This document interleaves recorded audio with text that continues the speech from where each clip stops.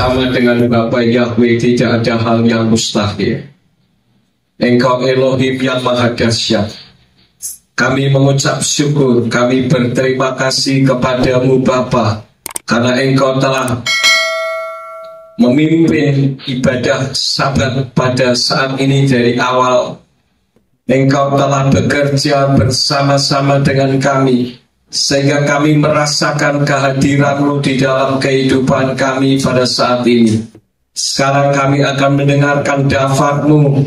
Engkau urapi hamba-Mu dan urapi setiap kami yang mendengar firman-Mu dengan urapan yang sama, agar firman yang ditaburkan dapat kami pahami dan kami mengerti, sebagaimana Engkau memberikan pemahaman dan pengertian kepada hamba-Mu. Dan jika ada kuasa penguasa roh jahat di udara yang akan merebut kebenaran firman, kami tolak, kami patahkan di dalam nama Yeshua Mesias. Pergi kau keluar, tinggalkan tempat ini dan tinggalkan setiap hati dan pikiran kami. Karena hati dan pikiran kami hanya kami tujukan bagi kebenaran firman saja. Tegur kami dan ajar kami supaya hidup kami semakin benar di hadapan-Mu. Demi nama Adonai Yeshua HaMashiach, kami berdoa dan mengucap syukur. Haleluya. Semua yang percaya katakan amin. Shalom aleichem. Waalaikumsalam. Puji Bapak Yahweh, senang sekali saya bisa berada di hadapan Bapak Ibu saudara sekalian, khususnya bisa berjumpa dengan Pak Kris yang biasa on air. Ya, selama ini saya mengenal beliau dari YouTube, tapi sekarang bisa melihat secara langsung. Nah, Bapak Ibu saudara sekalian, kalau kita perhatikan di dalam kehidupan kita berjemaat, rasanya gereja kita ini dianggap gereja asing. Ya, dan itu sama halnya dengan Noah. Noah juga dianggap asing karena membuat bahtera di gunung. Semua orang membuat bahtera atau kapal di mana ya? Di pantai. Tetapi Noah membuatnya di gunung, jadi dianggap orang gila. Kita kan juga dianggap orang gila terkadang ya. Saya sendiri tahun 2001 juga dianggap orang gila. Tapi tidak masalah, karena Yeshua juga pernah dikatain gila. Yohanes 10 ayat 20 kan dikatakan Yeshua juga gila. Tapi gila kalau bersama dengan Bapa Yahweh pasti aman. Nah, Bapak Ibu saudara sekalian, saya akan berbicara tentang pribadi Noah yang memperoleh kasih karunia. Bagaimana sih Noah bisa mendapatkan kasih karunia dari Bapa Yahweh? Karena kalau kita melihat di dalam kitab Kejadian pasal 6 ayat yang ke-6, Yahweh menyesal membuat manusia. Karena manusia hidupnya tidak lagi menaati firman dan tidak lagi melakukan kebenaran. Nah, yang menjadi pertanyaannya adalah, bagaimana pribadi Noah ini begitu istimewa di hadapan Bapa Yahweh sehingga dia mendapatkan kasih karunia yang luar biasa? Untuk itu, sebagai awal ayat, saya akan ambil di dalam kitab Kejadian pasal 6 ayat yang ke-9.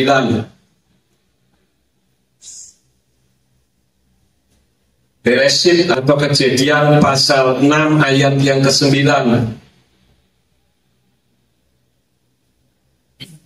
Kalau diterjemahkan dari Indonesian Literal Translation berbunyi demikian.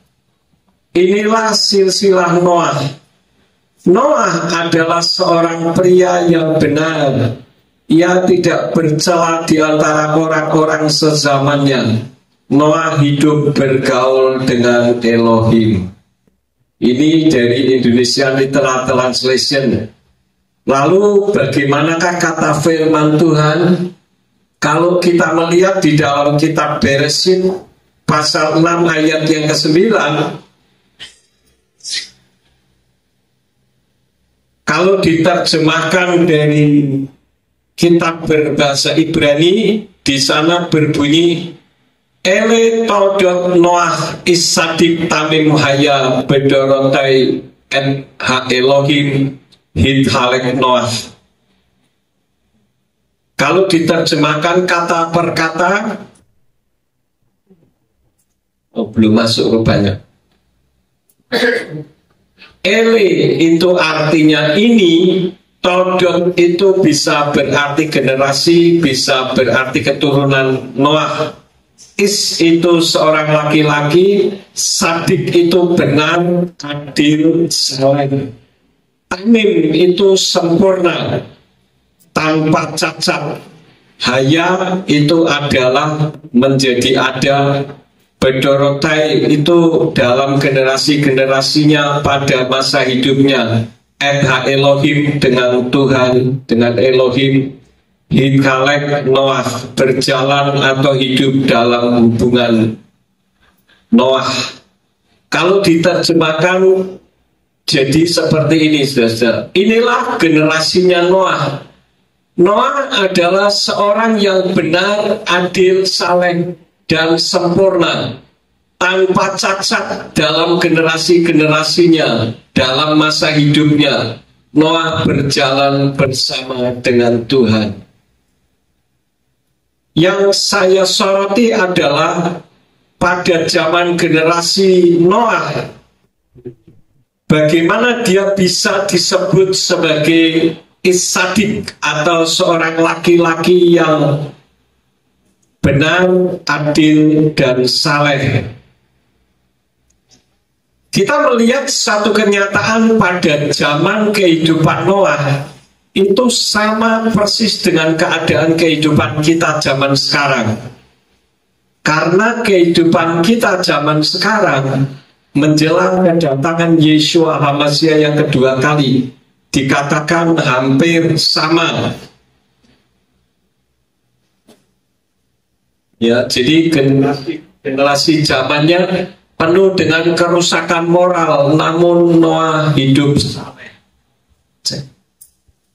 Noah hidupnya berbeda dengan orang-orang pada zamannya, dalam generasinya. Nah, tentu saja supaya kita ini bisa memperoleh anugerah Bapa Yahweh seperti Noah dapatkan, tentu kita belajar dari kehidupan Noah. Bagaimana pribadinya ketika menghadapi orang-orang yang hidup pada generasinya atau pada zamannya. Jelas dikatakan sesuai dengan kitab Injil Lukas pasal 17 ayat 26 sampai 27. Saya akan baca yang demikian bunyinya dari Indonesian Literal Translation. Dan sebagaimana yang terjadi pada zaman Noah, demikian pula akan terjadi pada hari-hari anak manusia. Mereka makan, minum, mengawini, dan dikawini. Ini berbicara tentang kawin cerai dengan gampang pada akhir zaman. Sampai waktu Noah masuk ke dalam bahtera dan air bah melanda dan membinasakan segala sesuatu. Kejahatan menjelang kedatangan Yeshua itu sangat luar biasa, saudara-saudara. Termasuk juga kejahatan terhadap diri sendiri. Itu meningkat dengan adanya kasus bunuh diri. Dan ini jangan kita bicarakan tentang masalah kekayaan atau kesejahteraan hidup. Karena orang yang bunuh diri terbukti bukan orang biasa, tetapi banyak orang yang hidupnya berkelimpahan dengan harta, tetapi mereka bunuh diri. Bahkan mahasiswa dalam 1 minggu sudah 2 kali bunuh diri di Surabaya. Nah, ada berita dari anak saya yang sekolah, yang kerja di Amerika. Salah satu teman satu akademinya itu juga kemarin bunuh diri, padahal dari sekolah Kristen, saudara-saudara. Ya, ini sangat mengerikan sekali. Jadi kejahatan bukan hanya terhadap orang lain, tetapi terhadap diri sendiri. Tidak bisa menerima situasi dan kondisi yang ada. Tetapi tidak demikian halnya dengan Noah. Noah walaupun dikatakan gila, karena pada saat itu dia menantikan sampai 150 tahun lamanya membuat bahtera, ternyata tidak didengar. Dalam beberapa bulan yang lalu saya ke Amerika. Saya pergi ke salah satu objek wisata yang terbaru di Amerika, yaitu Bahtera Noah, yang dibuat sesuai dengan replika aslinya 1:1. Jadi kalau saya melihat itu, saudara, saya mengetahui bahwa Noah itu ternyata bukan hanya seorang nabi atau nabi penyambung lidah Elohim, tetapi dia adalah seorang insinyur yang luar biasa. Dibuat 3 tingkat, persis dibuatnya seperti apa yang ditemukan di Ararat pada saat itu, dan di sana termasuk menempatkan binatang-binatangnya pun diklasifikasikan, karena nantinya akan ada di atas air berapa hari lamanya?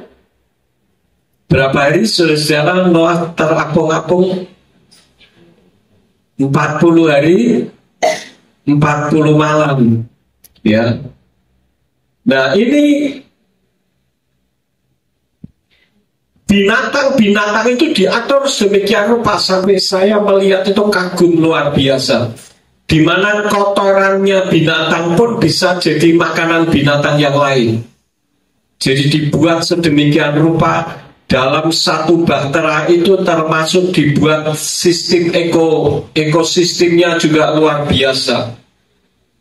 Tetapi yang kagum dari apa yang saya lihat, di dalam itu ada ruangan khusus yang dipakai oleh Noah untuk berkomunikasi dengan Bapa Yahweh. Meskipun dia berkumpul bersama dengan binatang-binatang, tetapi dia menyempatkan diri untuk selalu berdoa, berkomunikasi kepada Bapa Yahweh. Ini salah satu di antara bagaimana kehidupan salehnya Noah di hadapan Bapa Yahweh dibandingkan dengan orang pada umumnya. Nah, sekarang saya ingin menyampaikan apa sih definisi saleh dalam perspektif Ibrani. Beda dengan saleh pada umumnya dari saudara-saudara kita kepercayaan seberang. Definisi saleh dalam perspektif Ibrani harus ada di dalam kehidupan kita. Yang pertama adalah menghormati perintah Elohim, lesamor et mitzvot Elohim. Artinya tidak melanggar firman. Bagaimana kita bisa tahu tidak melanggar firman? Berarti kita harus tahu firman. Bagaimana kita bisa tahu melanggar atau tidak kalau kita tidak paham firman? Dan itu kita ambil di ayatnya di dalam Roma 3 ayat yang ke-20. Dari Indonesia Literal Translation dikatakan, sebab semua manusia tidak akan dibenarkan di hadapannya atas dasar perbuatan-perbuatan Torah, karena pengenalan akan dosa itu melalui Torah. Apa sih maksud ayat ini? Maksud ayat ini adalah justru dengan adanya Torah kita jadi tahu adanya dosa. Artinya bahwa Torah itu merupakan dasar dari segala-galanya di dalam kehidupan umat manusia untuk memahami kita melanggar perintah Tuhan atau tidak.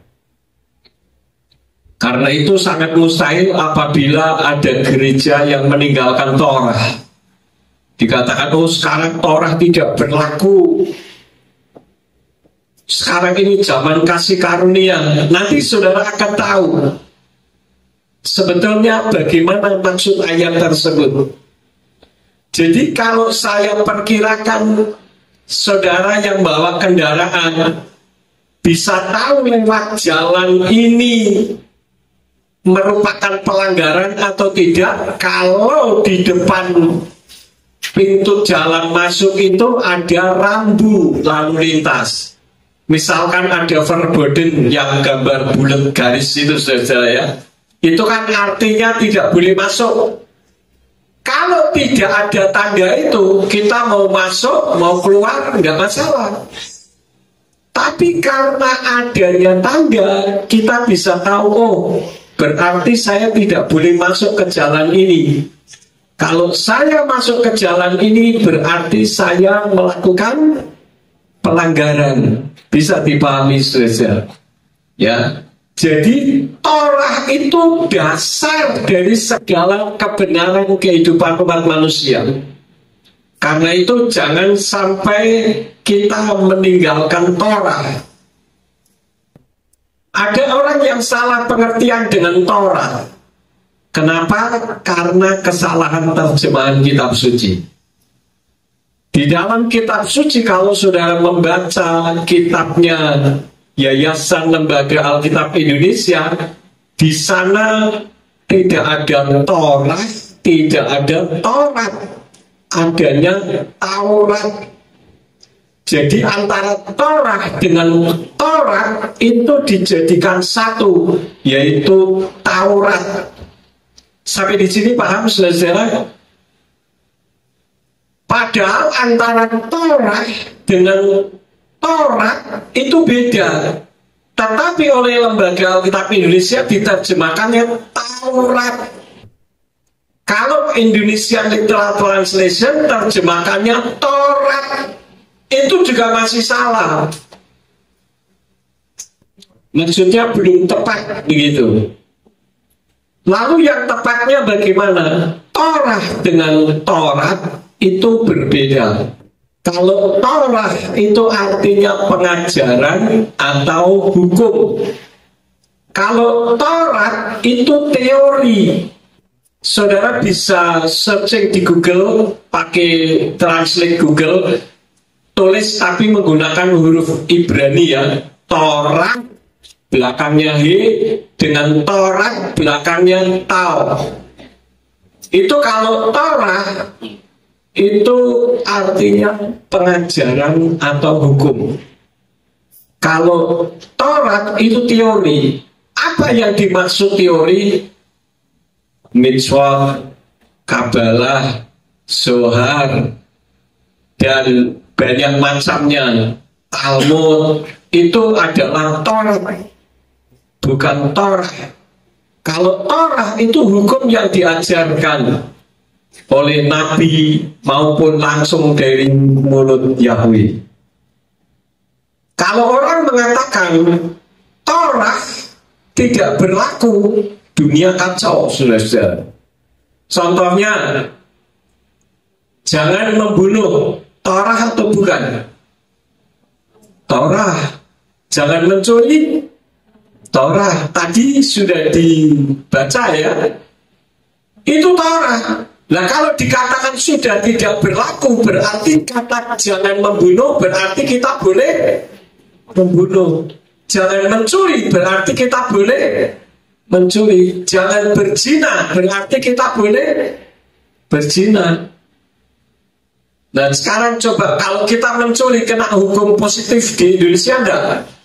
Kena, masuk penjara. Artinya Torah masih berlaku. Sampai di sini masih sudah paham saudara-saudara? Paham ya? Jadi Torah itu sebagai dasar dari kasih karunia. Maka jangan dipisahkan antara Torah dan kasih karunia. Karena bagaikan koin yang memiliki dua sisi yang berbeda, tetapi itu menjadi satu koin.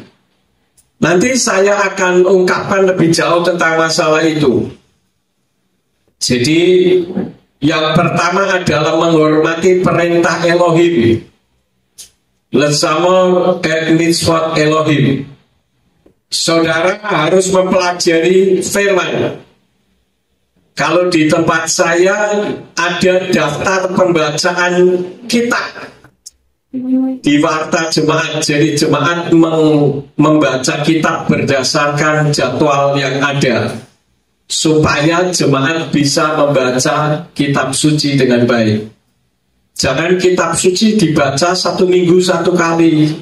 Kalau di kehilat, kalau di rumah cuma ditaruh begitu saja, banyak debu. Nanti kalau mau menggunakan, mau diambil, baru digitu kan, debunya biar pergi. Ini orang tidak memahami Torah. Torah harus dibaca dan akan membawa keberhasilan. Kitab suci di dalam kitab Yehosua 1 ayat yang ke-8 disuruh ngapain, saudara? Disuruh merenungkan siang dan malam supaya perjalananmu berhasil. Saya mau berhasil kok Pak, tapi saya malas baca. Saya kalau membaca kitab suci itu seperti minum obat tidur. Kalau baca sebentar sudah mata berat luar biasa. Jadi kalau saya tidak bisa tidur, saya baca kitab suci. Emangnya kitab suci jadi obat tidur? Kitab suci direnungkan untuk dipahami, supaya kita tidak melanggar Torah Elohim. Ya, itu yang pertama. Itu yang dilakukan oleh Noah. Jadi di dalam Bahtera itu ada ruangan khusus yang dibuat untuk Noah berhubungan, berkomunikasi dengan Bapa Yahweh. Yang kedua, memiliki hati yang tulus. Legiot baleh tahor. Hatinya itu tahor atau tahir, bersih, ya. Itu artinya apa? Murni, jujur, dan tidak berpura-pura. Kalau kita katakan memang kelemahan manusia adalah ketidakjujurannya. Kalau saya bertanya kepada saudara, pernah nggak saudara berbohong? Siapa yang tidak pernah berbohong? Angkat tangan. Semua berbohong semua. Itulah kelemahan manusia, saudara-saudara. Ya. Tetapi bukan berarti kita ini tidak dibenarkan.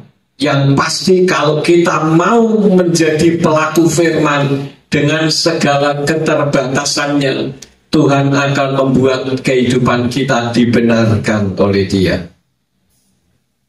Nah, Tuhan menghendaki supaya hati kita itu murni. Murni itu artinya sikap hati dan motivasinya benar. Saudara pergi ke gereja, pergi ke kehilat, ke tempat ini, apa motivasi saudara? Apakah yang daripada menganggur Pak di rumah, lebih baik kumpul-kumpul, siapa tahu dapat teman yang belum punya pacar, siapa tahu pacar saya ada di sini. Kalau saya melihat kehidupan saya bagaikan bunga yang mekar, misalkan, siapa tahu di sini ada kumbang yang mau mendekati bunga yang sedang mekar ini. Tapi ketika saudara masuk 1 bulan, 2 bulan tidak ada yang datang, saudara tetap di tempat ini? Tidak, pergi. Karena di tempat ini tidak ada kumbang. adanya lalat hijau, sehingga pindah ke kehilat yang lain. Itu sikap hati dan motivasi yang keliru. Karena itu pada siang hari ini coba saudara introspeksi diri. Kedatangan saya ke kehilat ini untuk apa? Apakah sekedar berteman? Apakah sekedar kita supaya bisa memiliki pacar, atau supaya usaha saya berhasil karena teman-teman membantu saya? Ada banyak sikap hati dan motivasi. Saya seringkali katakan keberhasilan seseorang, termasuk saya sebagai hamba Elohim, itu selalu menjaga sikap hati dan motivasi.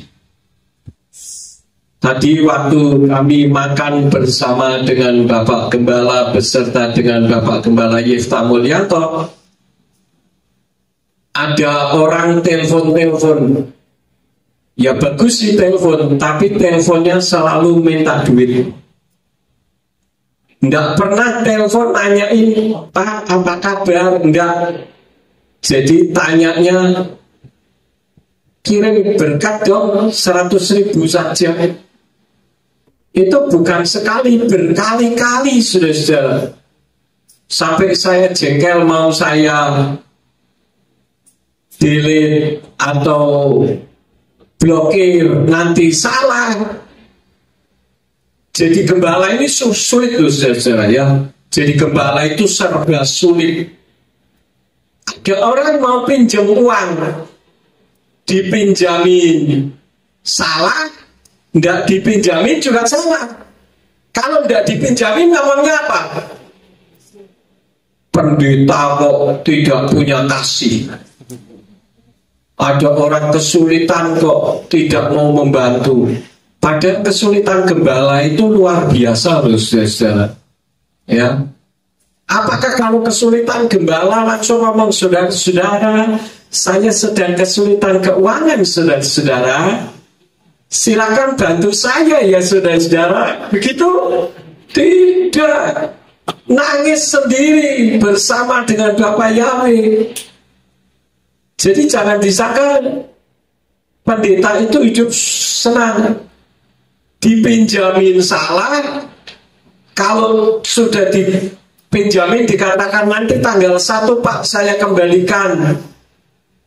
Tanggal 1 belum bisa mengembalikan, jemaat biasanya mau ke gereja enggak? Tidak. Malu Pak saya ketemu Bapak Gembala saya. Kan begitu. Nanti kalau udah dipinjemin enggak ke gereja juga. Pendeta saya enggak punya kasih. Percuma saya. Jadi dipinjemin salah, enggak dipinjemin salah. Pendeta itu serba salah. Dalam kehidupan setiap hari juga begitu. Kalau pendetanya ke kehidupan naik sepeda, dikatakan pendeta tidak diberkati Bapak Yahweh. Beli sepeda motor saja tidak bisa, naiknya sepeda ontel. Nanti giliran pendeta naik mobil, pendeta nggak tahu diri, jemaatnya jalan kaki, pendetanya naik mobil, salah lagi. Nanti kalau pendetanya gemuk, salah juga. Ini pendeta nggak pernah puasa, makan melulu, badannya tambun, siap disembelih. Nanti kalau pendetanya kurus, salah lagi. Pendeta kok kurus kering, nggak nunjukin berkat Bapak Yahweh, ya kan? Serba salah. Nggak punya anak, salah juga. Pendeta mandul, nggak punya anak, nggak diberkati. Nanti giliran anaknya banyak, dikatakan pendeta nggak tahan nafsu. Anaknya banyak. Loh, yang benernya itu yang bagaimana? Jadi saudara harus bisa memaklumi kesulitan gembala, jangan menambah kesulitan. Sudah gembala sulit, ditambah sulit lagi dari kita. Karena itu saya katakan kalau jemaatnya 10, maka masalahnya ada 11. Karena yang satu adalah kesulitan dirinya sendiri. Ya, jadi saudara harus memiliki hati yang murni dan jujur. Katakan ya di atas ya, tidak di atas tidak. Kenapa? Karena ada ayat ini, saudara. Tehillim atau Mismor atau Mazmur 24 ayat 3 sampai 4 dari Indonesia Literal Translation dikatakan, siapakah yang dapat naik ke atas gunung Yahweh, dan siapakah yang dapat berdiri di tempatnya yang kudus? Orang yang bersih tangannya dan murni hatinya, yang tidak menyerahkan jiwanya kepada kesia-siaan dan tidak bersumpah palsu. Yang dimaksud bersih itu bukan mau masuk ke hilang, cuci tangan, cuci muka, cuci kaki, bukan itu. Tapi nggak salah juga daripada pergi ke gereja belum mandi. Bisa-bisa radiasinya 2 meter bisa dicium oleh tetangganya. Tetapi bersih tangannya ini artinya apa? Apa yang dikerjakan dengan tangan itu tidak berbuat curang. Ya, hatinya murni. Sehingga apa yang kita pikirkan itu betul-betul keluar dari dasar hati yang paling dalam.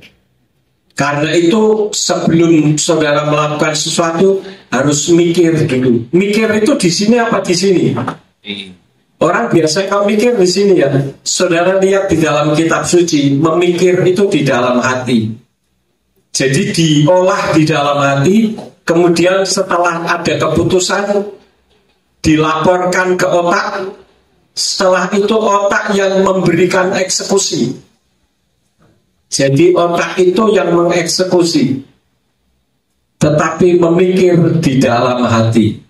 Saudara bisa lihat di dalam kitab suci, HP suci ya, bisa diketik di sana, berpikir hati di dalam hati atau pikir hati gitu. Nanti berpikirnya di dalam hati, bukan di dalam otak. Otak itu hanya melanjutkan apa yang ada di dalam hati. Jadi tidak menyerahkan jiwanya kepada kesia-siaan dan tidak bersumpah palsu. Sekarang ini ada banyak sekali orang dengan gampang bersumpah. Karena itu Bapak Yahweh di dalam Yeshua HaMashiach melarang orang bersumpah. Katakan ya kalau iya, katakan tidak kalau tidak. Itu hal yang kedua. Yang ketiga, bagaimana definisi saleh dalam perspektif Ibrani, yaitu berbuat adil terhadap sesama. Lasot mispat lalea. Ini sesuai dengan yang tertulis di dalam kitab Matius 5 ayat yang ke-37. Tadi saya sudah katakan, katakanlah ya jika ya, tidak jika tidak. Tidak usah pakai bersumpah demi nama Yahweh juga tidak perlu. Karena kalau orang bersumpah dengan nama Yahweh, itu sama saja dengan menggunakan nama Yahweh untuk sia-sia.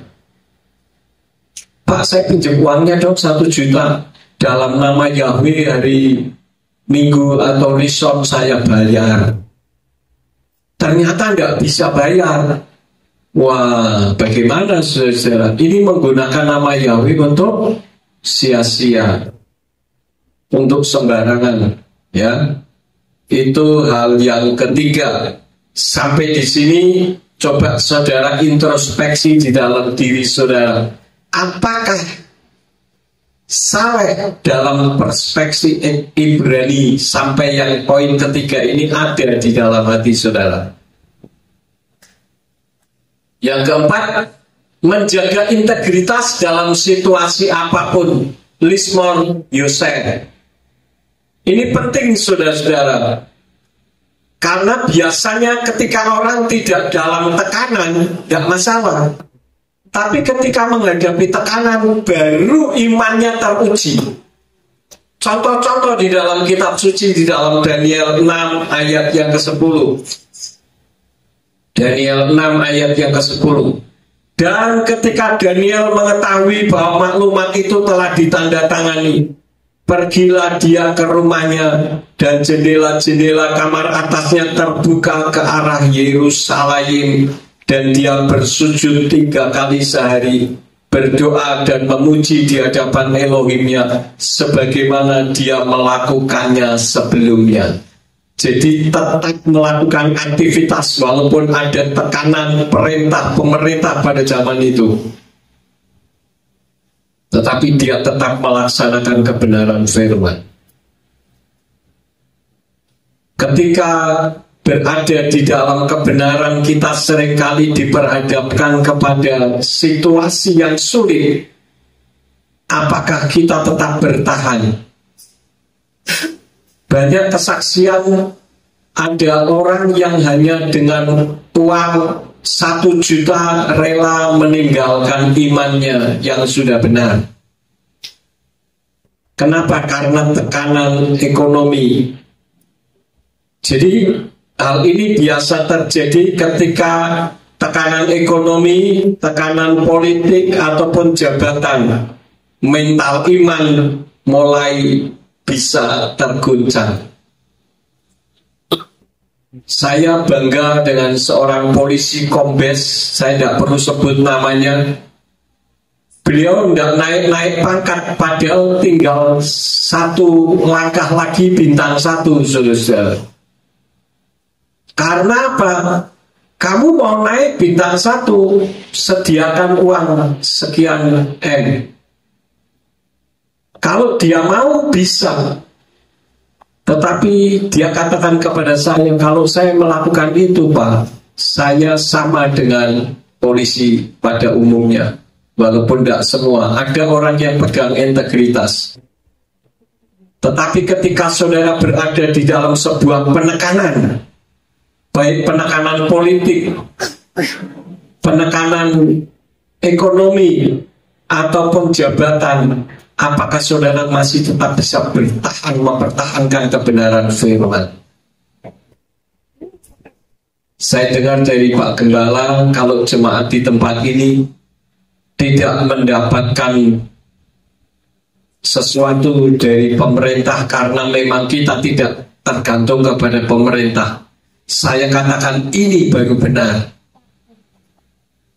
Jangan karena materi kemudian kita menggadaikan kebenaran, ya. Karena itu dukung Bapak Gembala, bersatu. Apa yang diucapkan itu sebagai satu perintah Elohim. Apalagi saudara mengenakan kippah. Apa sih arti kippah? Kippah dipakai itu sebagai tanda berada di bawah otoritas. Tentu yang dimaksud adalah otoritas Bapak Yahweh. Tetapi di dalam sebuah organisasi gereja, otoritas yang tertinggi ada pada gembala, ya. Apalagi gereja pemulihan firman itu dilahirkan dari akibat adanya pertikaian gereja terus-menerus. Sehingga saya sebagai ketua sinode, saya menjadi pelindung gembala.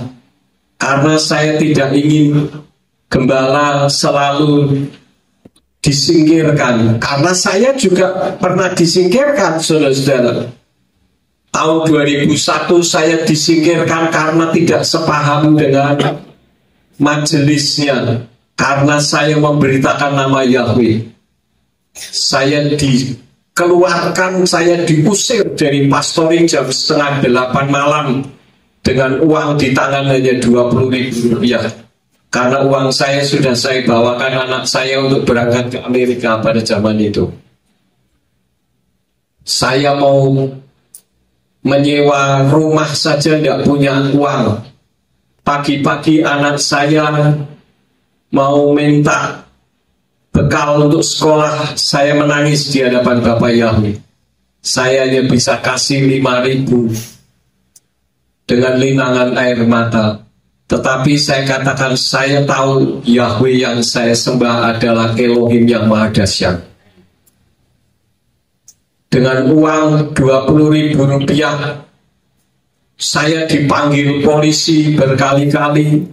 Saya dipanggil ke Linmas, ke Departemen Agama pada saat itu, dan bahkan ke DPRD.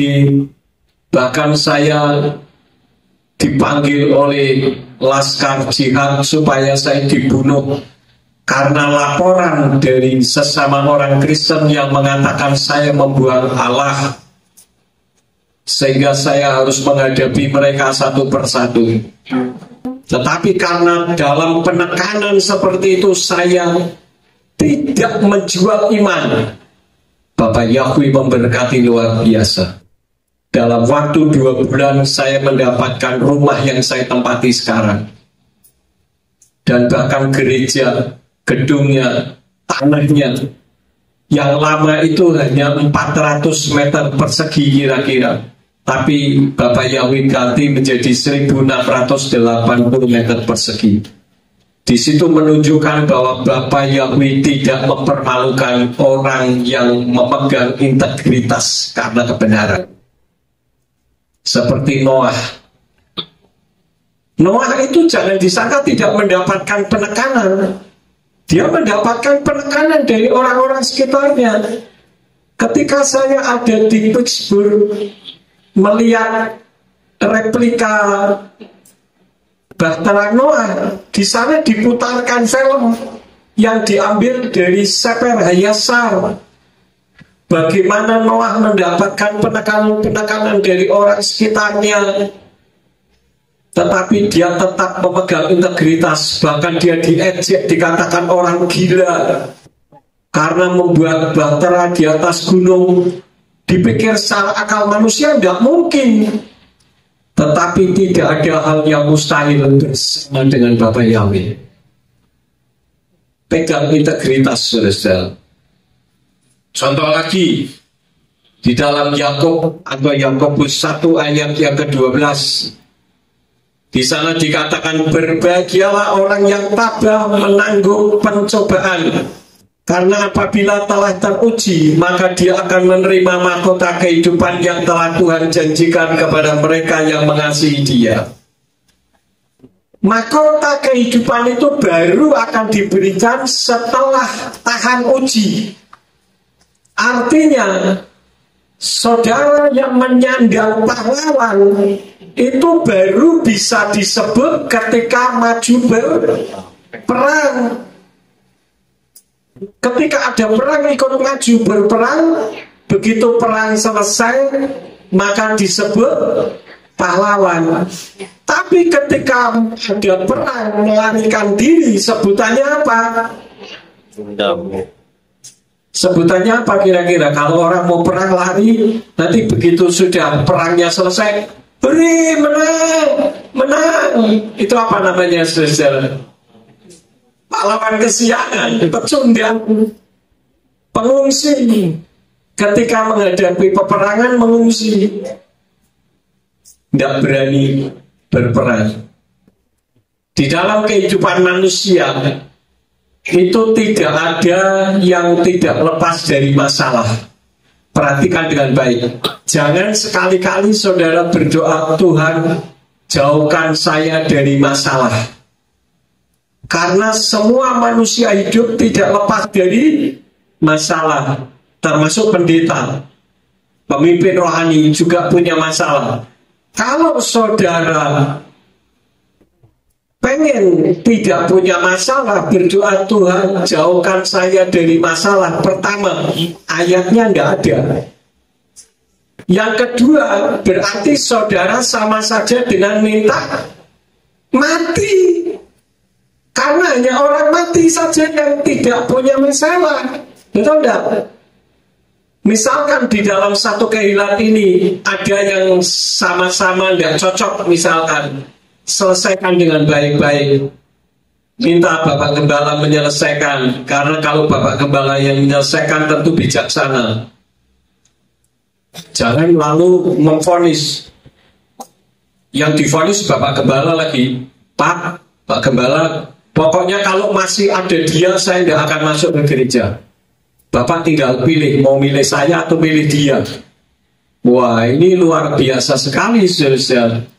Seharusnya diselesaikan dengan cara yang baik. Namanya orang hidup itu ada masalah.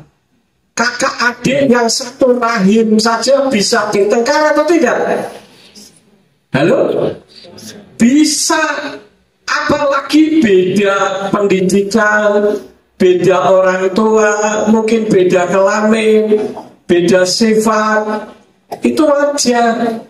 Tapi kalau orang mati ditaruh berjejer, dikasih batas cuma 1 senti, bisa bersentuhan enggak mereka? Tidak.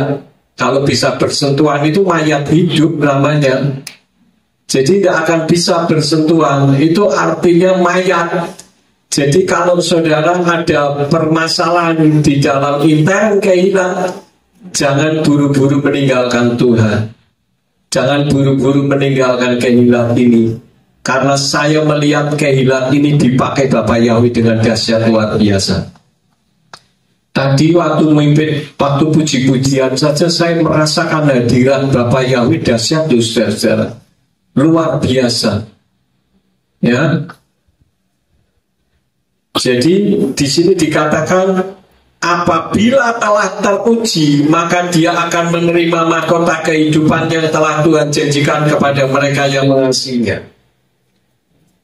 Apakah sampai di sini kita bisa bercermin dari pribadinya Noah? Itulah yang membedakan dengan orang-orang yang hidup di generasinya. Dalam generasi kita kondisinya sama dengan zaman Noah.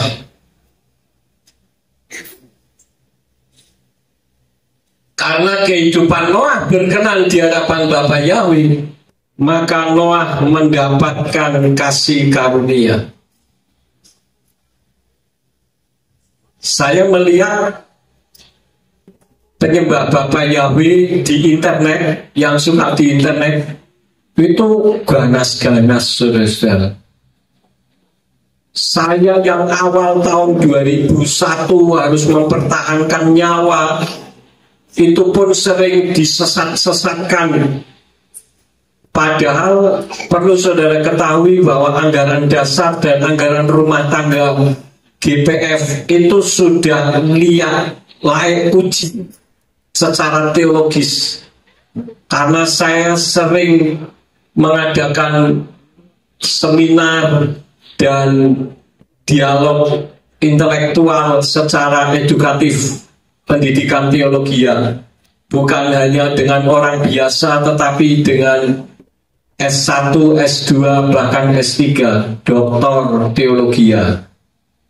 Dan itu sudah teruji, saudara. Karena itu saya menggunakan istilah teologi. Gereja Pemulihan Firman ini dengan teologi keseimbangan. Berimbang, saya melihat dari burung Raja Wali. Saudara melihat kalau burung Raja Wali mengeluarkan sayapnya bagaimana? Kanan kiri berbarengan atau kanan 5 kali baru kiri 5 kali gantian? Berbarengan tentunya ya. Saya nggak pernah lihat ada burung mengepakkan sayap ini 5 kali lalu yang ini 5 kali. Kalau begitu caranya terbangnya bagaimana? Kayak ular, saudara. Artinya apa? Secara teologi pun seharusnya terjadi perimbangan antara dunia teologi dengan dunia supranatural. Saya tidak menolak karunia-karunia Roh HaKodes, tetapi karunia-karunia Roh HaKodes itu harus diuji sesuai dengan teologi. Beberapa waktu yang lalu saya didatangi 4 orang dari Sulawesi Utara Mereka ngomong begini, Pak, saya datang jauh-jauh dari Sulawesi Utara. Saya pengen ketemu Bapak karena saya diperintah Roh Kudus. Luar biasa diperintah Roh Kudus untuk ketemu saya. Saya diminta untuk menyampaikan pesan. Yang benar nama juru selamat kita itu bukan Yeshua, tetapi Yahshua. Saya bilang, saya sebagai seorang teolog, kalau saya ditanya Yahshua itu huruf Ibraninya apa? Yod He Waw Sin Ayin, Yahushua, Yahshua, Yod He Sin Waw Ayin. Pertanyaannya, huruf rangkaian Yod He Sin Waw Ayin itu ada tidak di dalam kitab Perjanjian Baru yang mengacu kepada nama Sang Juru Selamat? Tidak ada. Lalu saya akan menjawab bagaimana? Saya katakan, Ibu, 20 tahun yang lalu saya sudah menggunakan nama Yahshua. Jadi saya sudah menyelidiki tentang nama itu.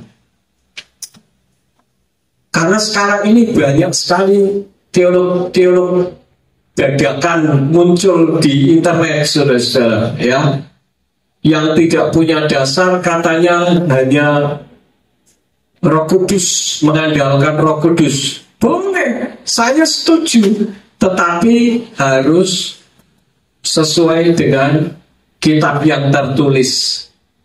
Kalau tidak, berarti bukan dari Roh Kudus.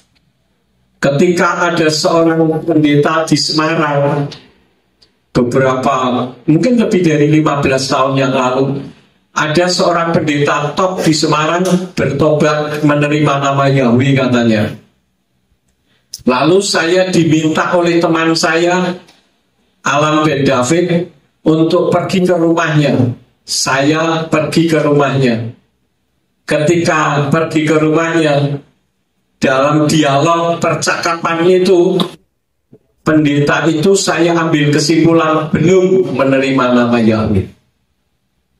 Lalu pendeta itu menariknya ngomong gini, Pak, sudahlah, nggak usah ribut soal Yahweh. Wong saya ini sudah tanya sendiri sama Tuhan.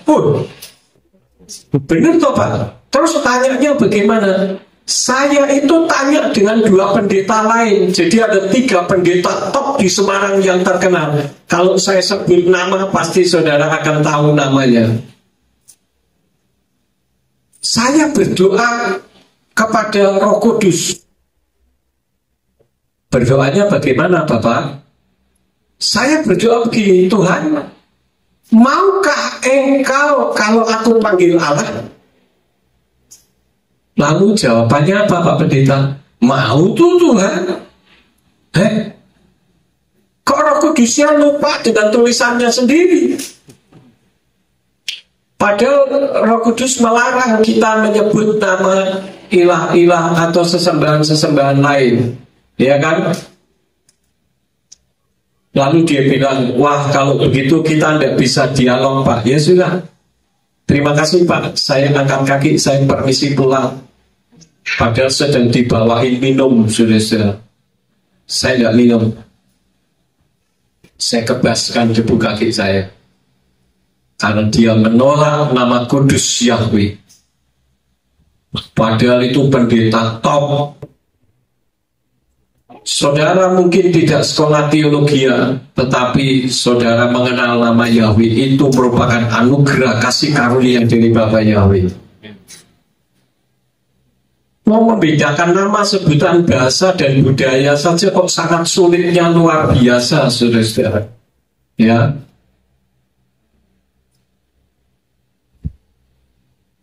Jadi karena kehidupan Noah berkenan di hadapan Bapa Yahweh, Noah beroleh kasih karunia. Ini ayatnya di dalam Kejadian 6 ayat yang ke-8. Namun Noah mendapat kasih karunia di mata Yahweh. Kalau diterjemahkan kata per kata, wa Noah matsa ken be'einei Yahweh.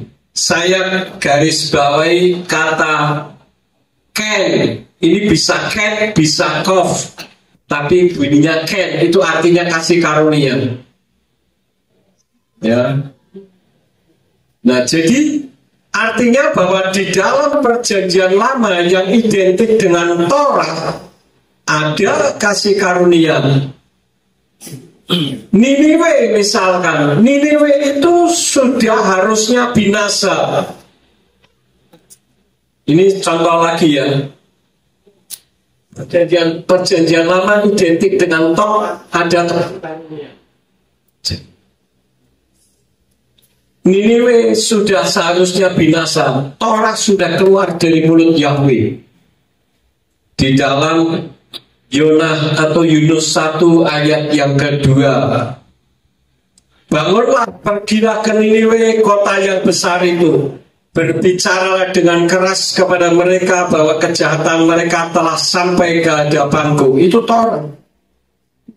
Torah hukum Bapak Yahweh sudah keluar. Aku akan binasakan Niniwe. Tetapi ketika Yonah menyampaikan kabar baik dan mereka semua bertobat, mendapatkan kasih karunia Elohim, sehingga Elohim menyesal. Tadi ya, kasih karunia ada di Yonah 3 ayat yang ke-10. Ketika Elohim melihat apa yang mereka lakukan, bahwa mereka berbalik dari jalan mereka yang jahat, maka menyesallah Elohim atas malapetaka yang telah dia rancangkan, dan dia pun tidak jadi melakukannya. Tidak jadi melakukannya. Ini mendapatkan kasih karunia. Ya. Nah, sekarang saya akan menggarisbawahi tentang kalimat Elohim menyesal. Kalau kita melihat kalimat ini, Elohim menyesal, seolah-olah Yahweh itu tidak tahu apa yang akan diperbuat oleh orang-orang Niniwe maupun orang-orang yang tadi harus dibinasakan oleh Yahweh melalui Yonah, air bah zaman Yonah. Jadi yang pertama, bukan karena tidak tahu, tapi karena kesempurnaan ciptaannya. Bapak Yahweh tidak menciptakan robot. Sekarang saya mau tanya, tolong saudara jawab. Bisa nggak Yahweh menciptakan manusia yang tidak bisa berbuat dosa? Bisa nggak? Bisa.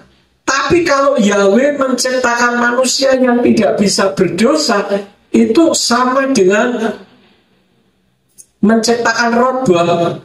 Saudara diciptakan itu mempunyai otoritas sama seperti Bapak Yahweh.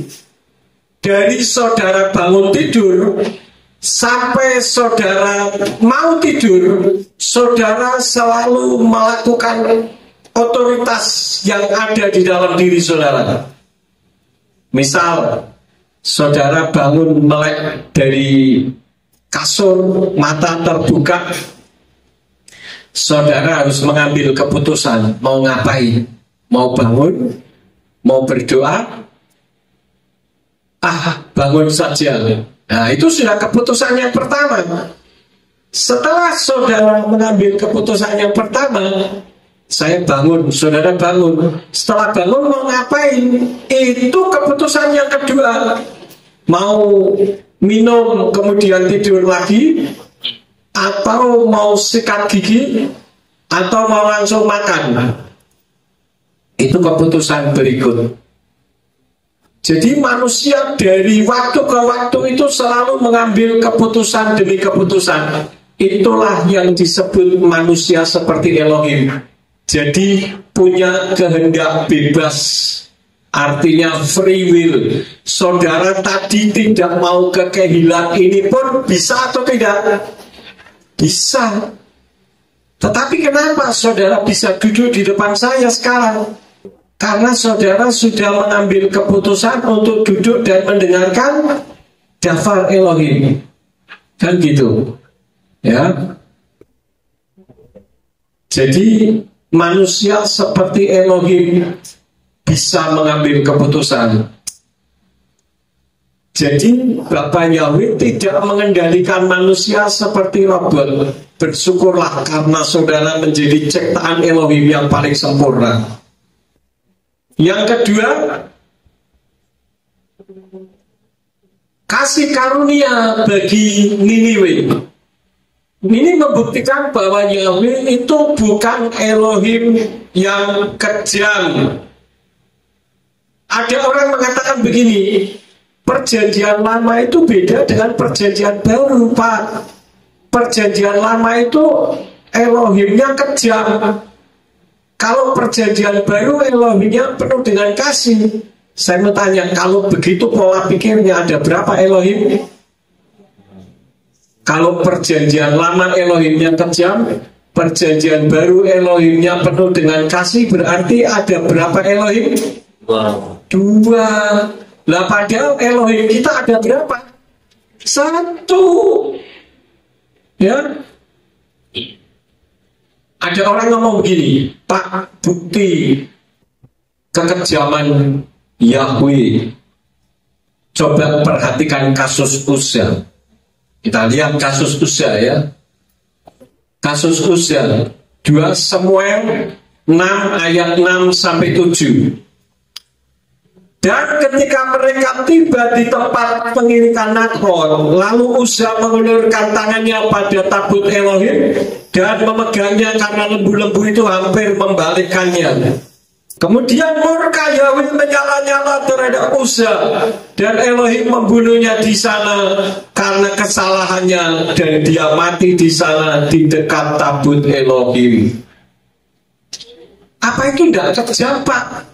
Sekarang kalau ada tabut Elohim ditaruh di dalam pedati, kemudian pedatinya mau terguling, Uzza mengulurkan tangan supaya pedati itu tidak terguling. Secara akal manusia kan benar, betul tidak? Bisa dipahami saudara-saudara? Saudara bawa nampan, ya, ditaruh di satu kereta begitu. Nampannya masuk ke selokan, kemudian ada orang lain yang memegang. Seharusnya saudara berterima kasih apa enggak? Berterima kasih dong. Oh, sudah dibantu.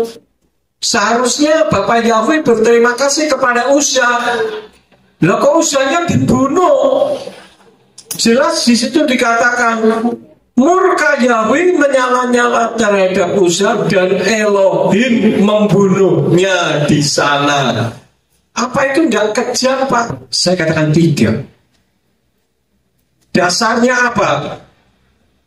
Yang pertama, kesalahan-kesalahan yang dilakukan oleh Daud pada saat mengusung tabut Elohim dari Baale Yehuda menuju ke Yerusalem. Yang pertama, tabut Elohim itu seharusnya diusung. Tetapi di dalam 1 Tawarin 15 ayat yang ke-15 oleh Divre Yamim, pasal 15 ayat 15 dikatakan, dan keturunan Lewi mengangkut tabut Elohim dengan gandar pengusung di atas bahu sebagaimana Mose memerintahkannya sesuai dengan firman Yahweh. Jadi sesuai dengan perintah Yahweh, tabut Elohim itu harusnya diapain, saudara-saudara? Diusung, bukan ditaruh di atas pedati mau enak-enaknya saja, ya kan? Harus diusung, digotong begitu. Kan mereka kalau perang kan begitu. Ketika perang menghadapi apa, tabut Elohimnya dibawa, diusung, menang perang. Perang lagi diusung, menang perang. Ini sudah tidak ada perang, tidak usah diusung, taruh di atas pedati saja. Itu pelanggaran yang pertama, ya. Kemudian pelanggaran yang kedua, yang berhak mengusung itu suku Lewi. Di dalam kitab Devarim atau Ulangan pasal yang ke-10 ayat yang ke-8. Di sana dikatakan pada waktu itu Yahweh memisahkan suku Lewi untuk membawa tabut perjanjian Yahweh, untuk berdiri di hadapan Yahweh dan untuk melayaninya, dan untuk memberkati dalam namanya sampai hari ini. Pada waktu itu Yahweh memisahkan apa? Suku Lewi. Jadi suku Lewi itu dipisahkan, salah satu tugasnya adalah untuk mengusung, membawa tabut perjanjian Yahweh. Nah sekarang yang menjadi pertanyaannya, Uzza itu dari suku apa? Ada yang tahu Uzza dari suku apa? Nah sekarang kita pelajari ya. Di dalam 2 Samuel 6 ayat yang ketiga, kita tahu Uzza itu anaknya Abinadab. 2 Samuel 6 ayat 3 dikatakan, mereka menaikkan tabut Elohim itu ke atas sebuah kereta baru dan mengangkatnya dari rumah Abinadab yang ada di atas bukit. Maka Uzza dan Ahio anak-anak Abinadab menuntun kereta baru itu. Uzza dan Ahio anak-anak siapa? Abinadab. Nah lalu Abinadab ini tinggalnya di mana? Ternyata Abinadab tinggalnya di Kiryat Yearim. Itu di dalam 1 Samuel 7 ayat yang ke-1. Lalu orang-orang Kiryat Yearim datang mengangkat tabut Yahweh serta membawanya ke rumah Abinadab di bukit. Dan mereka menguduskan putranya Eleazar untuk menjaga tabut Yahweh itu. Ini pun dikuduskan, Uzza tidak dikuduskan. Ya. Nah, Kiryat Yearim itu miliknya suku apa? Di dalam kitab Yehosua 15, suku Yehuda itu tempatnya di Yerusalem, di Hebron, di Bethlehem, di Beerseba dan Kiryat Yearim. Wilayah Yehuda berbatasan dengan wilayah suku Benyamin di utara dan membentengi hingga gunung Negev di bagian selatan. Jadi Yahweh marah kepada Uzza pertama karena kesalahan Daud. Tabut Elohim tidak diusung tetapi ditaruh di pedati. Itu sudah salah. Yang kedua, Uzza bukan suku Lewi. Jadi masing-masing itu ada tugasnya sendiri-sendiri. Kalau di dalam Kehilah, tugas gembala adalah menggembalakan. Tugas jemaat adalah digembalakan. Haknya digembalakan. Tetapi bagi pengurus-pengurus gereja itu tugasnya apa? Membantu gembala, bukan menyetir gembala. Karena yang diberi otoritas untuk mendapatkan wahyu Elohim itu adalah gembala sidang. Bisa dipahami saudara-saudara? Itulah sebabnya di GPF tidak ada istilah majelis. Adanya pengurus kehilah atau pengurus gereja. Karena orang kalau menggunakan majelis merasa lebih tinggi daripada gembala sidang. Padahal majelis itu artinya yang membantu gembala. Tapi dulu ketika saya tidak sejalan dengan majelis karena majelis menghendaki nama Allah tetap diberitakan, maka saya disingkirkan. Nah kalau majelisnya itu lebih hebat, lebih pintar dari gembalanya, ya majelisnya saja yang jadi gembala, kan gitu. Itulah sebabnya di GPF ini khusus bagi saudara-saudara yang dilantik itu mendukung gembala, bukan menyetir gembala. Meskipun GPF ini tidak ada istilah memecat, tetapi tergantung dari situasional gereja lokal. Karena GPF itu otonom. Ya, jadi saya tidak bisa masuk ke internet saudara. Semua tergantung dari gembala. Kalau gembala mengatakan ini saya coret, ya sudah saya coret. Begitu saudara-saudara. Kenapa saya lakukan itu? Karena sesuai dengan kebenaran firman. Ya ini, ya ada tugasnya masing-masing. Lalu ada orang yang mengatakan bahwa Yahweh itu kejam dengan kasus pembantaian di padang gurun. Selanjutnya, bagaimana dengan pembantaian di padang gurun? Pemidbar atau Bilangan 14 ayat 29 sampai 30 dikatakan, di padang gurun ini mayat-mayatmu akan bergelimpangan, bahkan semua orangmu yang telah dihitung menurut seluruh jumlahmu, yang dari berumur 20 tahun dan seterusnya, yang telah bersungut-sungut kepadaku. Sesungguhnya kamu tidak akan masuk ke dalam negeri yang telah tanganku kuarahkan untuk membuat kamu tinggal di dalamnya, kecuali Kaleb bin Yefune dan Yehosua bin Nun. Kenapa? Karena mereka tidak taat dan menolak masuk ke tanah perjanjian. Ini Yahweh marah sekali, ya, sehingga hanya Kaleb bin Yefune dan Yehosua bin Nun yang masuk ke tanah perjanjian. Kemudian hal selanjutnya adalah ini karena tidak taat dan menolak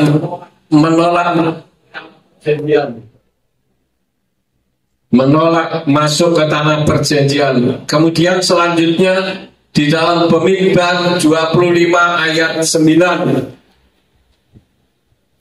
dan mereka yang mati oleh tulah itu ada 24.000.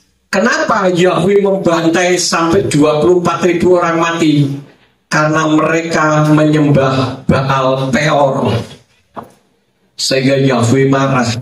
Jadi kalau Yahweh mengeksekusi itu bukan tanpa dasar, tetapi karena mereka melanggar aturan. Ya, karena itu sebagai orang yang sudah mengenal Bapa Yahweh, kita belajar jangan melanggar aturan yang sudah ada. Bagi perempuan menggunakan pasmina, yang laki-laki menggunakan kippah, itu sebetulnya menunjukkan kalau di bawah sebuah otoritas, yaitu otoritas Bapa Yahweh, dan di dalam gereja adalah otoritas seorang gembala.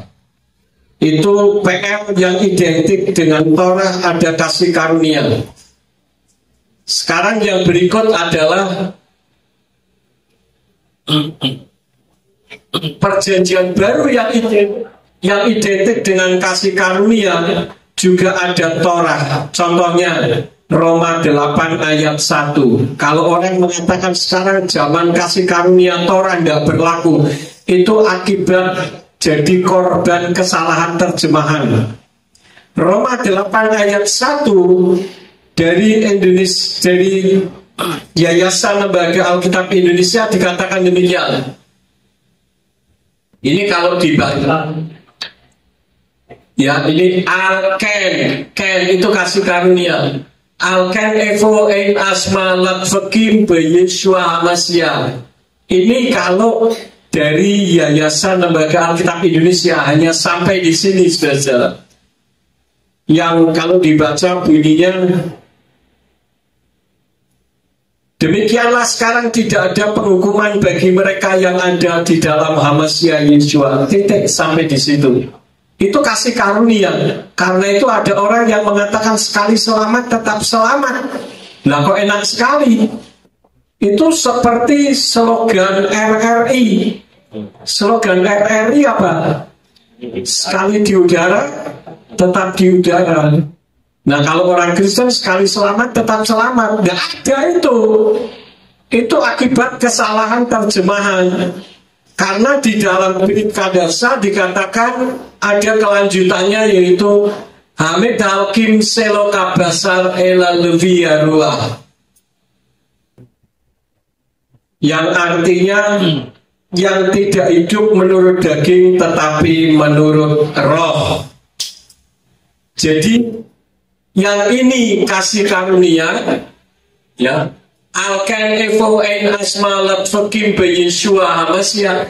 Ini kasih karunia. Tidak berhenti sampai di situ, ada torahnya. Torahnya apa? Hamid Hakim Selokabasan Elalevi Harum, yang tidak hidup menurut daging tetapi menurut roh. Artinya di perjanjian baru Torah masih berlaku atau tidak? Masih. Ya. Karena itu di dalam kitab-kitab terjemahannya saya sampaikan, ini King James Version ya. Saya baca sedikit. There is therefore now no condemnation to them which are in Christ Jesus. Tidak berhenti sampai di sini, tapi ada kelanjutannya. Who walk not after the flesh but after the spirit. Yang tidak berjalan menurut daging, yang tidak berjalan menurut daging, tetapi menurut roh. Roh siapa? Roh Kudus, Roh Yahweh, saudara-saudara, ya. Jadi di perjanjian baru pun ada Torah. Nah, Yeshua itu Yahweh yang turun ke bumi. Ada orang yang memisah bahwa Yeshua itu beda dengan Yahweh. Perjanjian lama beda dengan perjanjian baru. Sebetulnya istilah perjanjian lama dan perjanjian baru itu tidak ada, saudara-saudara. Itu dibuat oleh pengkanon. Pengkanon kitab suci. Yaitu dari awal Yeshua ada di atas muka bumi ini dan sebelumnya itu disebut perjanjian lama. Terima kasih.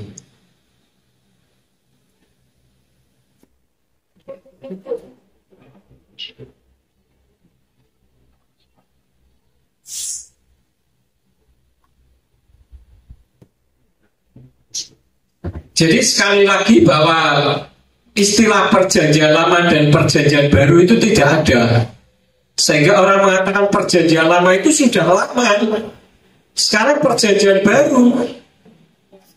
Zaman Yeshua, kita bukan zaman Yeshua loh. Kita zaman Ruach HaKodes loh. Yeshua sudah ada di atas muka bumi ini. Dia sudah naik ke Samayim. Yang ada di tengah-tengah kita adalah Ruach HaKodes. Yang tidak lain adalah Yahweh itu sendiri dalam wujud roh yang berdiam di dalam diri manusia. Maka disebut Immanuel. Immanuel itu bukan Allah beserta kita, ngaco besar itu.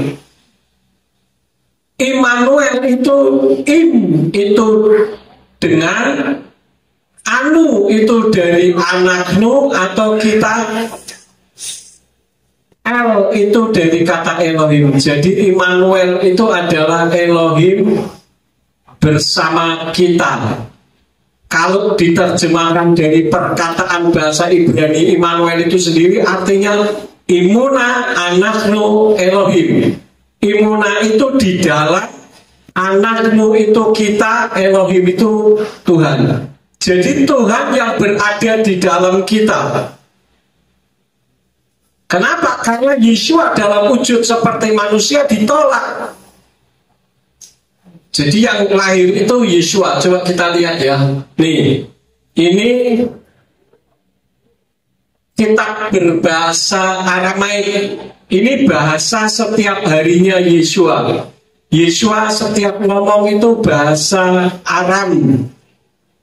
Kalau bahasa di Indonesia kira-kira ada bahasa di sini enggak Pak Gembala? Bahasa Papua ada ya. Papua paling banyak bahasanya ya. Nah, bahasa Aramaik itu bahasa Papua. Bahasa Ibrani itu bahasa Indonesia.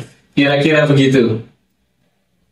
Nah, Yeshua itu setiap hari ngomongnya bahasa Aram, bahasa Aramaik. Ya ini bunyinya. Atila tekon kerio mana prokade itu Maria Mesia pemadinta di Dawin. Menggunakan kata ada. Maria itu beda dengan Maria. Kalau Maria itu artinya Elohim atau sesembahan. Tapi kalau Maryah itu Maria Yah, artinya Elohim Yahweh. Jadi kalau dikatakan pada hari ini telah lahir bagimu juru selamat, yaitu Tuhan Yahweh sang Mesias di kota Daud, yang lahir wujudnya manusia seonggok bayi, tetapi dia adalah Maryah atau Yahweh Elohim yang turun ke bumi dalam wujud seperti manusia. Itulah sebabnya maka saya katakan bahwa Yahweh dan Yeshua itu satu adanya. Lagi di dalam Yohanan 3 ayat 16, Alken Oher Elohim et haolam.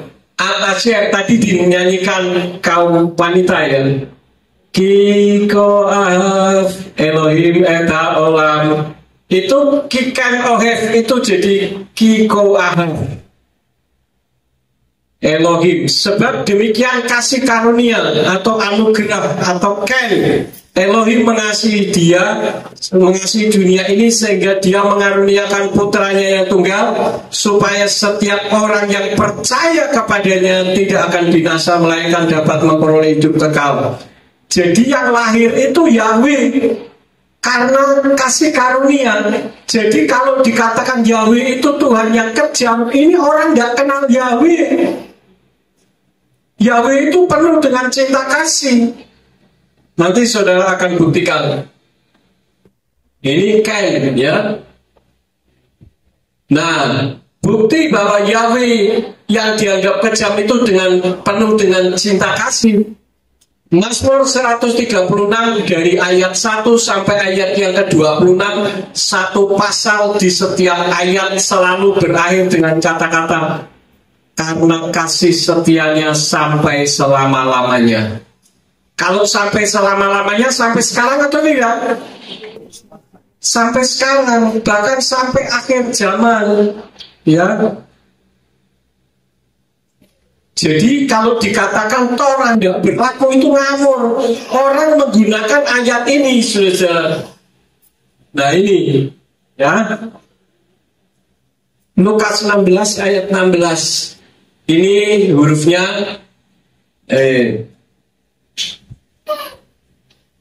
ini hurufnya, ini bunyinya yang kalau diterjemahkan ke dalam bahasa Indonesia ILT dikatakan Torah dan para nabi ada sampai Yohanan. Dari sejak itulah kemudian kerajaan Elohim diinjilkan dan setiap orang memaksa masuk ke dalamnya. Ini kurang jelas, nanti saya jelaskan. Kalau yang bahasa Inggris dikatakan the law atau Torah atau hukum, and the prophets atau kitab-kitab para nabi atau kabar baik. Jadi kalau kabar baik itu Injil.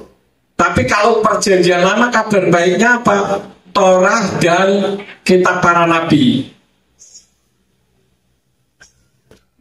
Proklaim diproklamasikan sampai Yohanan. Since that time, sejak saat itu, the good news of kingdom of God is being preached and everyone is forcing their way into it. Ini maksudnya begini, saudara. Nubuatannya sampai Yohanan. Saya sudah tulis kalau tidak salah. Ya ini. Nubuatannya sampai Yohanan atau Yohanes. Bukan tidak berlaku. Tetapi Torah atau law dan kitab para nabi atau kabar baik dinyatakan atau diumumkan kepada orang banyak sampai Yohanan. Sejak saat itu kabar baik yaitu Injil Kerajaan Elohim disampaikan dan setiap orang menekan memaksa masuk ke dalamnya.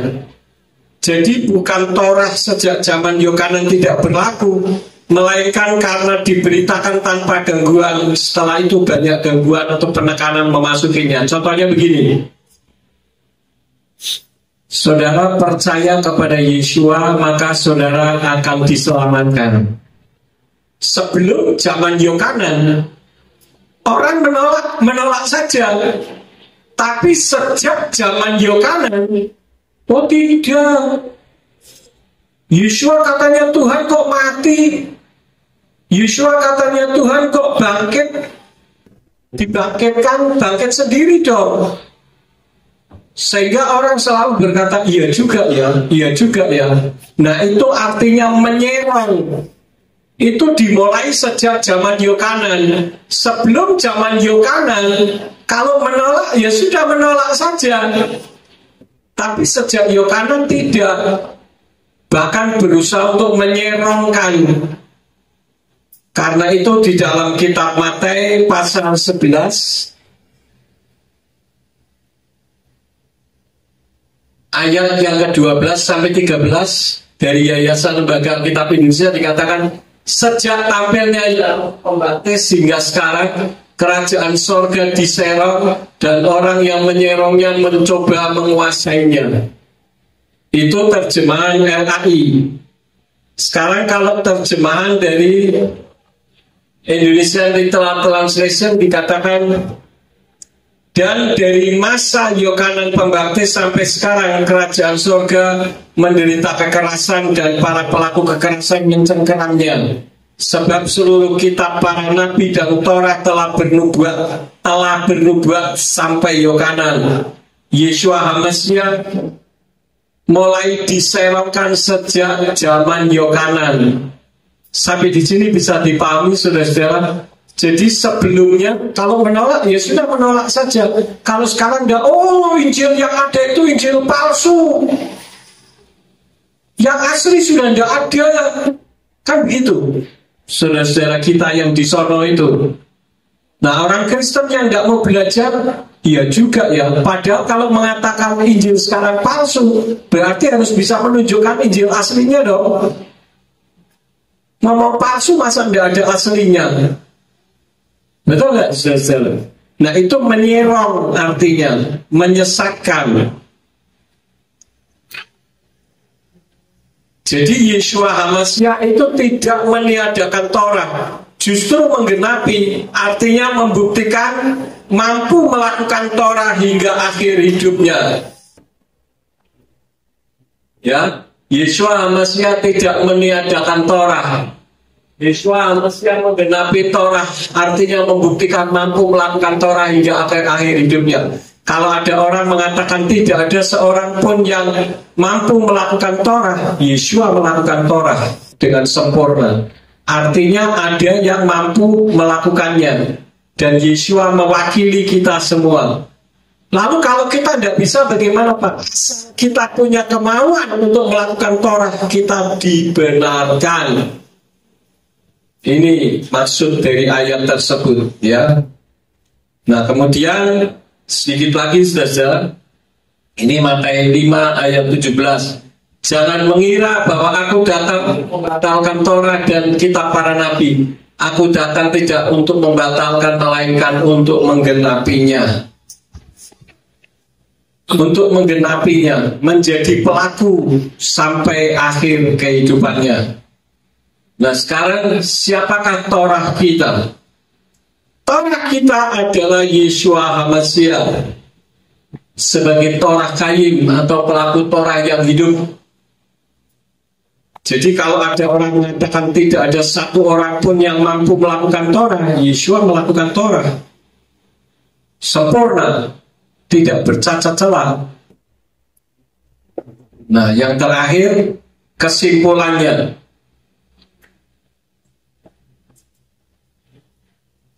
yang pertama, jadilah seperti pribadi Noah sehingga mendapatkan kasih karunia. Meskipun kita sekarang zaman kasih karunia, tapi kalau meniadakan Taurat, tidak ada tidak ada kasih karunia, saudara. Jadi kalau ada pendeta yang menekankan Taurat tidak berlaku, suruh belajar lagi. Ini yang pertama. Jadi saudara belajar dari pribadinya Noah. Yang kedua, perjanjian lama dan perjanjian baru tidak bisa dipisahkan. Artinya apa? Di Taurat ada kasih karunia dan di kasih karunia ada Taurat. Yeshua dan Yahweh tidak bisa dipisah-pisahkan. Ini satu pribadi dalam dua fungsi. Dengan Ruach HaKodes jadi satu pribadi dalam tiga fungsi. Ini contohnya 1 Yohanes 5 ayat 7. Isra sahamidin basamayim haaf bahadafar Ruach HaKodes uslahtam ekat 5. Sebab ada 3 yang bersaksi di Samayim, Bapa, Firman, dan Ruach HaKodes, dan ketiganya ini adalah satu, bukan 3, saudara-saudara, ya. Jadi tidak bisa dipisah-pisahkan. Ya, ini saja yang saya sampaikan kepada saudara. Kiranya saudara bisa mendapatkan wawasan atau wacana baru, sehingga kita bisa menerima keselamatan seutuhnya dari Bapa Yahweh. Puji Bapa Yahweh, kiranya firman yang ditaburkan bersemayam di dalam hati dan pikiran kita. Amin. Mari kita tundukkan kepala, kita berdoa. Kami mengucap syukur kepadamu Bapa Yahweh untuk daftar yang sudah Engkau sampaikan. Biarlah apa yang sudah kami dengar membuat kami semakin memahami kebenaran firman, sehingga kami tidak memisah-misahkan firman. Engkau memberkati Bapak Gembala yang sudah merintis, memajukan dan membuat dafarmu bernyala di tempat ini. Engkau berkati seluruh jemaat yang digembalakannya. Apa yang menjadi kebutuhan kehidupan mereka, Engkau mencukupkannya. Terima kasih Bapa. Hamba-Mu sudah berhenti menyampaikan isi hatimu, tetapi Engkau akan terus berfirman sampai selamanya. Demi nama Adonai Yeshua HaMashiach, kami berdoa dan mengucap syukur. Haleluya. Semua yang percaya katakan amin.